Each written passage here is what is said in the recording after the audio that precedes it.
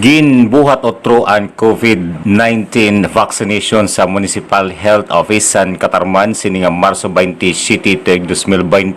Sa Katarman Freedom Park, ginhimo ang pambabakuna kundiin mga barangay health workers naman si sini ang ginturukan upod ang pipirang mga personay sa private clinics ngan mga frontliners nga waray kabakunahi sa unang arangkada sa linabay nga simana sa pambabakuna. Sumala kan Municipal Health Officer Dr. Merna Troncoso. AstraZeneca naman siniyana ang iginagamit nga mao ang iginapadara sa Provincial Health Office tikang sa DOH8. Sini nga 200 katawo ang naging na target sa #RisBakuna sa Katarman. Sobra naman ang suporta ni Mayor John Rosales sini nga aktibidad ngan kanya iginaghatay nga tanan nga frontline health workers nga magpabakuna para maprotehiran ini ang kanakalugaringon labi na ada sa kanra trabaho nganya na natikang naliwat ang pagdamo sa kaso sa virus ngan mga variants sinsini sa ibang probinsya. Saya na ang healthcare sectors ngan frontline workers nguna nga sulod sa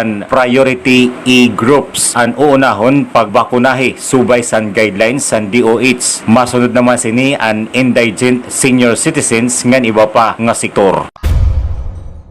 Masubra naman 916 nga pamilya tikang sa unom nga barangay sa Bungto San Las Navas, Northern Samar kumarawat sin magkarulain nga goods ngan services tikang sa Provincial Government of Northern Samar participating national agencies municipal LGU durante san ika-4th kauswagan caravan sinsining nga Marso 23, 2021 nga ginbuhat sa barangay Quezon, Las Navas. Si Governor Edwin Ong Chuan kaupod ang kanya asawa nga si Mrs. Blissy Ong Chuan gimpangunahan si sini ang paghatag sin wheelchairs ngadto sa mga PWDs. Si Mayor Arlito Tan hugutan pagpapasalamat sa Provincial Government of Northern Samar sa pagkondukto sin sining aktibidad didto sa Bungto, San Las Navas. Kauswagan Caravan ini ang flagship program ni Governor Edwin Ong Chuan nagtutumoyo nga madara duok san katawhan ang mga serbisyo nga ginhatag tikang san gobyerno lokal. Ang provincial government